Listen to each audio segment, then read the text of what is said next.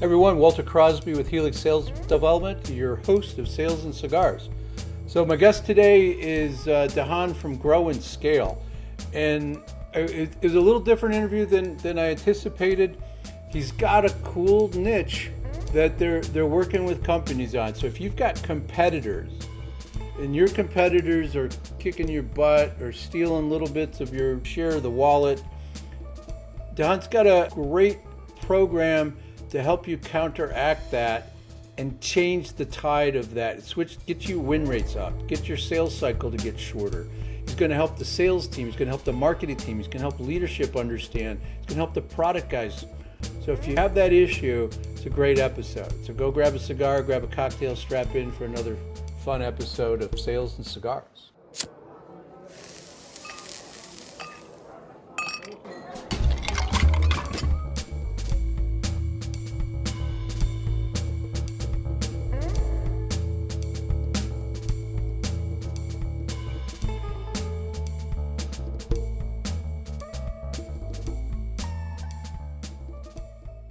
So let me make sure I'm gonna pronounce your name correctly, right? I'm gonna start off doing that right.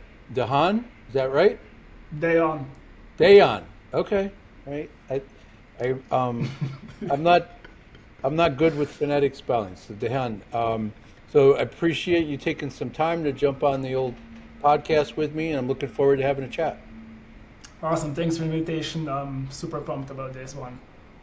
Awesome. All right. So I started off with screwing up your name, so why don't you tell me a little bit about your journey to get to where you are, and how you became, this sales enablement guy. What that looks like. Yeah, starting with a name, it definitely shows that I'm an immigrant. So I'm coming from a tiny country in Europe, from Slovenia, 2 million population. And I always wanted to immigrate, to be honest. So I wanted to explore the West world, so to say, because I love experiences. So, So you chose Canada as part of instead of the States, or was that just honestly, easy? I wanted to go to the States first, but it's way more difficult to immigrate there, and I didn't want to play the 90-day fiancé game. So Canada was second best. And let me tell you, I love this free health insurance. Like, it suits me pretty well. So so far, so good. Nothing's free. You're paying for it. It's not a direct payment. I do. All right. So I'm curious. You wanted to explore the West and you wanted to see what things were. Like, so what's the big one or two things that are different, that are that you really enjoy and that surprised you? Well, the big difference for me, especially let's say 15 years ago, was the US or North America in general just offers everything. So let's just say you have all the Lego building blocks. So you have access to almost everything. It's basically the source of what's going on.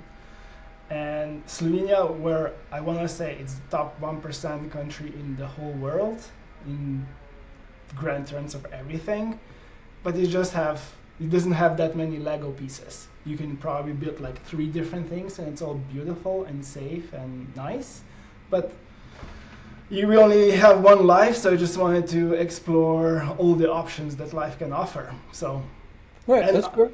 I'm a huge music guy, and all the best music for me was in the States, and was one of the reasons that I wanted to move there. Okay.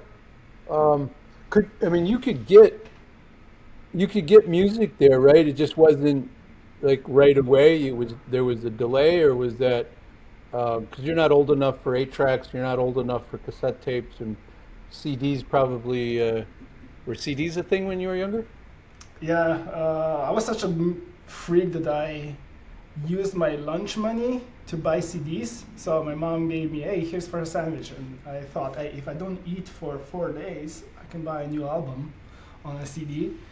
But it's more like access to events, to live gigs, to live shows, and that wasn't there.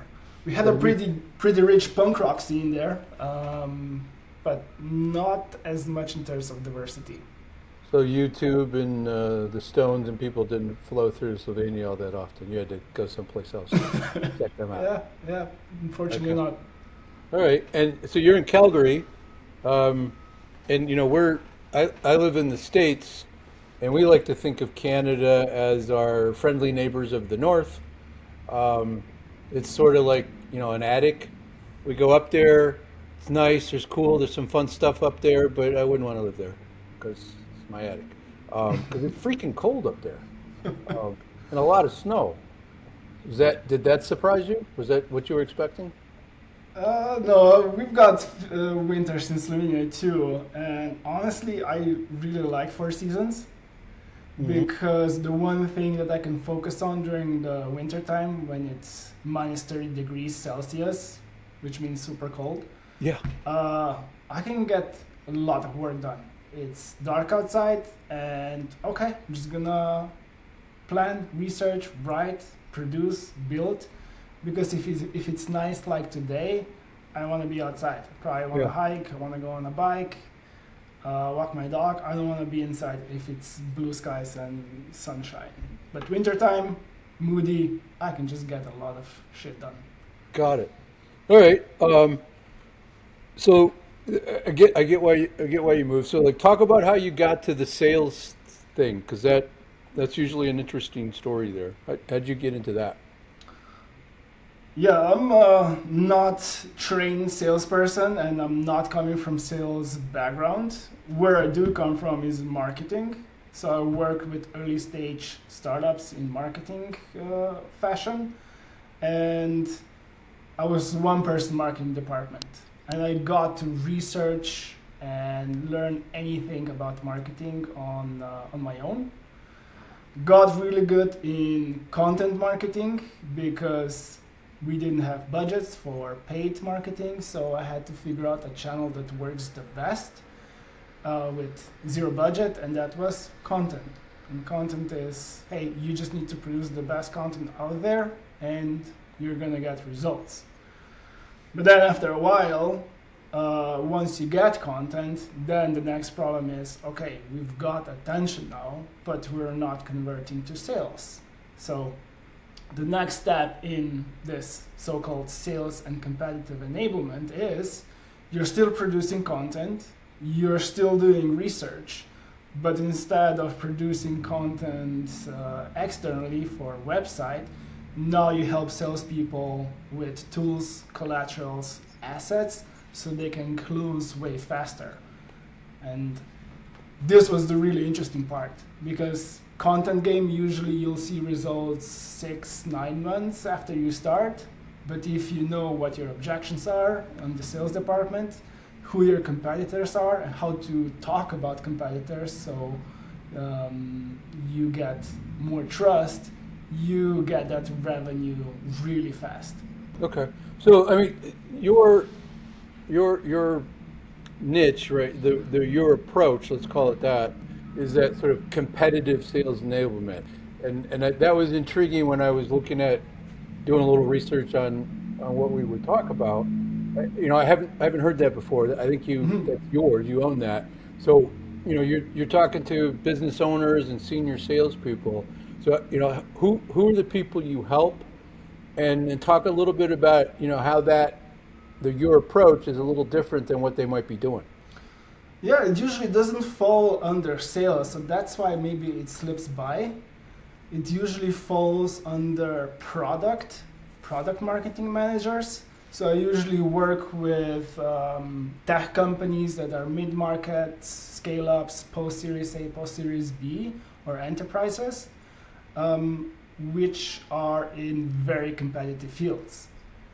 Okay. And today, this is why it's interesting, because there are no blue oceans anymore. Any sort of product that you have tons of competition. So early stage, you're figuring out your product market fit. Let's say you get your first 50 customers by just by melee combat, but then you level up, and now suddenly The problem is they compare your CRM or learning management system or cyber technology or fintech solution with other big players. And you're just, it's an upgrade. It's just like fighting in your local gym, doing jiu-jitsu, or being in UFC octagon. This is the level of difficulty that you've upgraded on, and now there are different rules, and you have to have strategies and things to win those deals in that really competitive market. So are you helping these companies differentiate themselves so that when they're in the octagon or they're in that space, they're able to talk about what they do from a competitive advantage and be able to address objectives or objections before they become objections? In a way, so the sales enablement part for me, this is the experience that we had so far. If you have general objections, then that would be a sales enablement route, which means, okay, we have to produce content about financing, or have to produce content about security of our product. So there are no competitives at that stage. But once your product is really, really freaking solid, then the main thing why you're not closing is because other competitors are taking away your market pie. They're stealing your deals. So the way we approach it, we would go talk to everybody in the department, usually head of sales or head of product, and we'll figure out, look into their CRM and see who are the top 2 or 3 competitors that we're consistently losing deals to. And now we have a target. And now we'll do this huge strategic approach, figure out what's our positioning, what are our strengths, what are our weaknesses, how to talk about strengths and weaknesses, what to say when we find out who we are compared to, and offer talk tracks, link case studies, anything that we know where we can beat that other competitor. So it's a very strategic approach, which requires a lot of intelligence gathering, but then supporting sales so they're confident on those calls and they're consistently winning those deals. Okay, so you're doing some of the research, some of the heavy lifting to understand, like, we're losing to these 2 big competitors, and then we understand why we're losing them, right? Because it's not just salespeople have a tendency to kind of sweep things under the rug or say the cause is a price or whatever, or their brand. But you really dig into it a little deeper, and you're able to start addressing those things earlier in the conversation, giving, sort of taking that objection away before it becomes a big objection. Is that you're giving that tool to the salespeople to have a different type of conversation? In a way, yeah, it's definitely a proactive approach.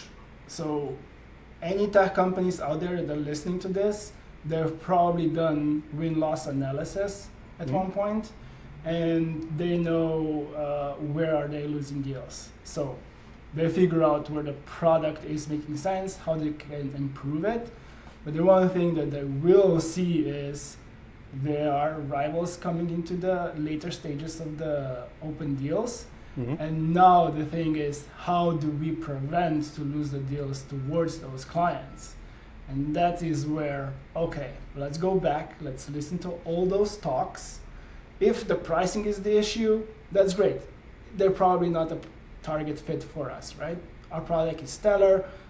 We don't do discounts because we know we're great. So that objection is being taken care of the product itself and the value of it.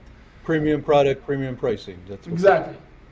But when there's another rival that has also a stellar product, then we really need to know what's our positioning, where are our strengths, what's the 1-2 things that we need to say and that we know we can beat this particular competitor, and we would create strategies for each particular competitor. So rival A, we need to do this.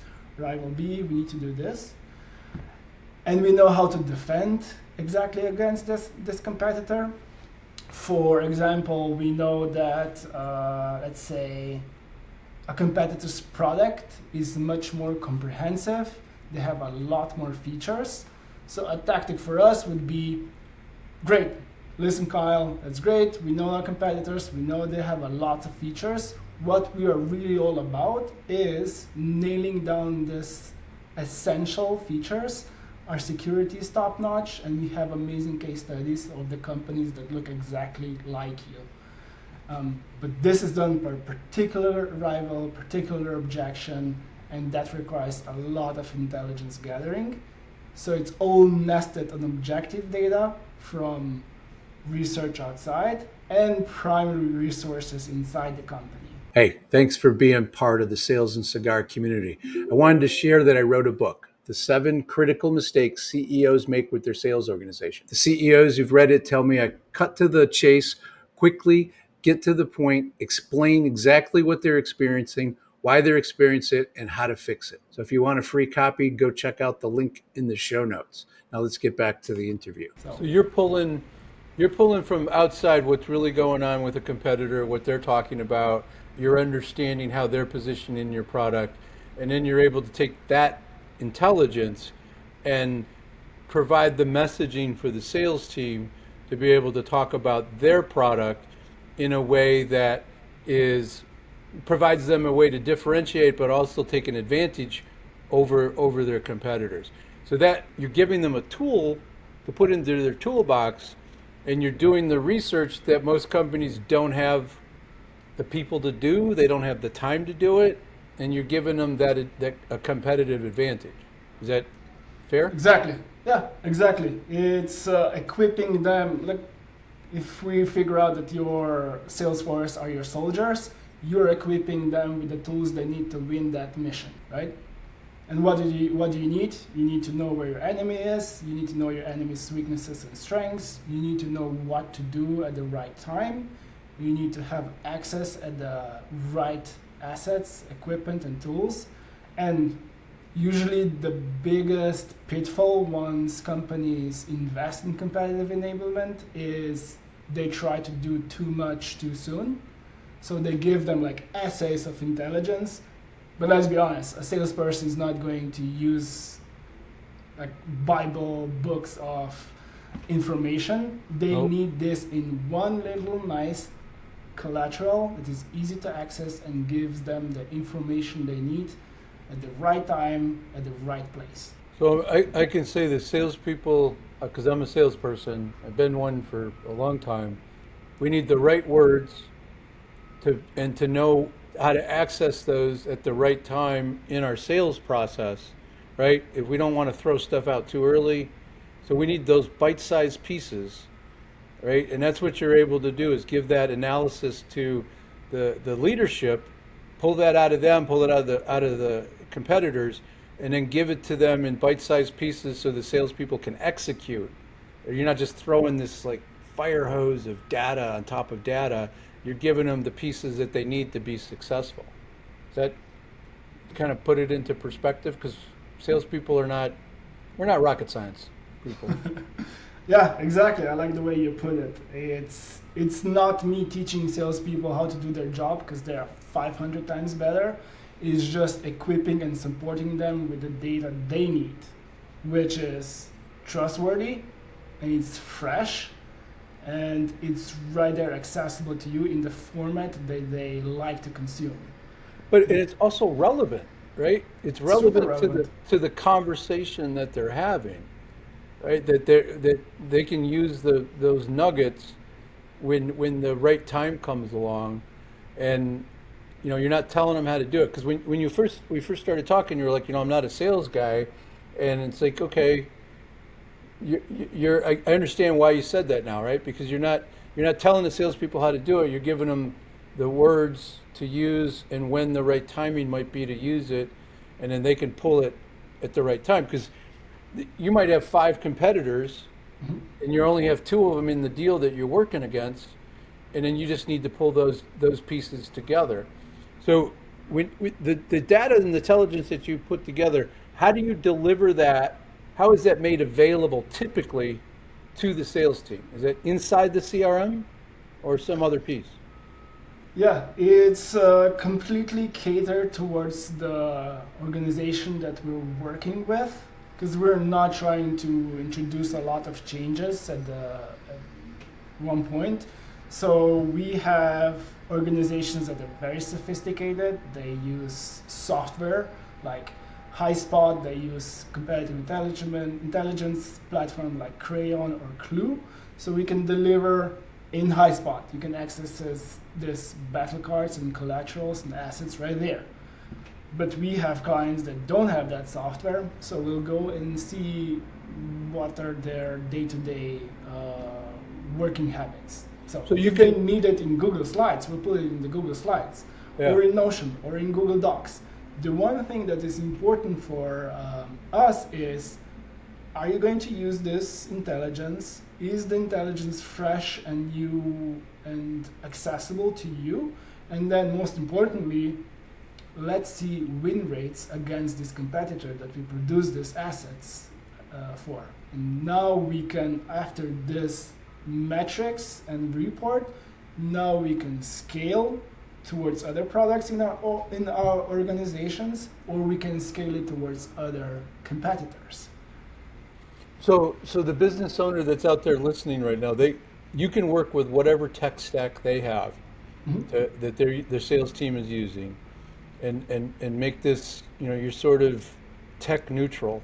You just will fit the intelligence in to where it needs to be, and then once you've done that for a certain, let's just say, certain customer or certain competitors, then you're able to start tracking the ROI essentially by, like, the win rates should go up a little bit. The win rates should go over here. The sales cycle should shorten for them because they're cutting to the chase with these customers and these prospects. So typically, from the time that you start, right, and somebody's got like five major competitors, and they've got a sort of a enterprise type deal that they're working. And they got five major competitors. You might start with two or three of those and work with those based on what you learn about their product and about their win loss in their CRM. So how long does it take for them to start to see that little start to tick up a little bit in their win rates? Mhm. Yeah, it's important to start small, so that's why we start with two or three. We can implement the first program, so let's just say velocity, the first materials, they're going to be in the first 30 days, but then we like to work in real time with VP of sales or head of product over the next 2 months. So in the next 90 days, we should see an increase in win rates. And statistically, 1/3 of all deals are competitive deals, statistically. But let's be honest, if we are in B2B environment where annual contracts are usually 50K or more, for sure your prospects are doing their homework. They're not just gonna buy you because they like the name of Right. your company. And nobody has emotional connection with learning management systems. Like, oh, I love this cybersecurity so much, I'm gonna go with them. Like, Right. you need to give them value, and they're gonna pay you tons of money. So let's make sure that we get this deal before a competitor swoops in with their cute features and amazing customer support. Let's make sure that we win it with the right strategy, right positioning, and the right message. Well, because there's always a competitor, right? Even if you're talking to somebody who's doing business and there's no other similar company to yours, you're always competing against the status quo. Mhm. You're always competing against why change, why you, why now, right? Yeah. So having that extra intelligence of the ways to message that, and that gives the salespeople, if they can learn it and that's supported well within the organization, I mean, they once they see win rates go up, they should be bought in, and keep going because they're compensated with commissions. Wins are equals dollars. Um, Is there any other areas that you've seen companies struggle to, where they drag their feet, or there's other areas where they might struggle with the idea of inserting this into their tech stack? Um, Not struggle. It's a little slow at this from the start of this year because it's all the frozen budgets and they're very careful with adapting the stack. So they're a little bit averse of introducing new ideas or new programs in the organization, which makes sense. But this is tied directly to the revenue, so it's easy for them to adopt and we can measure it. The one big advantage where this comes in handy is you gain competitive edge not just in sales, but because you know what's going on in the market, you're talking to your customer, and you know what's going on at your rival's home in their courtyard, you can stay one step ahead at all times. So you know what kind of, do you need to change your product roadmap? We can do this. Do you know So, where your competitor is going to be in what conference and what they are doing in terms of, hey, are they acquiring a new technology? We should know this so we can stay ahead of it and we're not unprepared and blindsided. So it's the whole this strategic factor tied into a competitive intelligence. so I mean, you're really looking at the leadership needs to understand this, R&D needs to understand it, product guys need to understand it, Exactly. marketing can use this data to help them Absolutely. pivot, and then the salespeople on the front lines can help go shorten up those win rates with it. I mean, it's a great story. It's different than what I was expecting when I was doing my research here. This is really, I think you're filling in a hole Exactly. that salespeople, we're not going to go do that research, and the company, they don't know how, typically, or they don't know how to do it really well, and they're not going to dive in as deep. So, so you're filling a niche that really help. Are you geographically? Are you limited? You can go anywhere. Yeah, not limited by geography. We've got clients in Australia, in Europe, in the States. It all matters just like how do you communicate this and how you make sure that organization is using this sort of materials. And they don't usually do this in-house because it's a huge lift. Like it sounds like it's complex. It's the whole, we need to get tons of data. We need to transfer that data into insights. We need to house that data and make sure that product has their own intelligence, stakeholders, they have their own intelligence, salespeople need their own format that they can use. And after you've done all this, you still do this, you're keeping tabs on competitors at all time. So let's just figure out like nobody had AI features at the start of this year. Now everybody's got Or AI they features. think they got it. They think Yeah. they. So the worst thing as a salesperson is somebody says, "Oh, competitors are doing this," and the salesperson is not aware of it. Hmm. So, and they might tell a prospect, "Well, we're beating them on pricing," but because they have stale data, they're probably not beating them on pricing. So that's why you have to maintain intelligence coming in at all fronts. It's kind of like a Cold War, but in a very fun sense. That's a good way to put it. I like it. So, so you'll get in there, you'll do the heavy lifting, you'll parse out the information to be able to help everybody out in the organization. And then once you're there, you can continually monitor this and make sure that sort of like security Exactly. almost, right? To make sure that we're blocking all the people that we don't want inside, we're getting all the right data. So that's a great model to be able to work with people on a continuous basis and help them as they pivot, because you're going to give them reasons to pivot. And once they pivot and increase, change a product or add a feature, then that changes how they talk about their product, and you're going to be able to help them put the right words to that. I love it. That's great stuff. Yeah, Um, it's very nifty. What we usually do is we write in-house newsletter to everybody that needs to know this information, and we give them the too long didn't read bullet point insights. Like we will gather millions of data points, but then once a week or once every 2 weeks, you're gonna get, okay, competitor A has done this, this, and this. This is why it's important. You might consider this. That's it. Competitor B has done this, this, and this. So you basically know where your main competitors are. So you know how to react. You know not how to react, but prepare. Stay ahead by knowing what your enemy is doing in their own camps.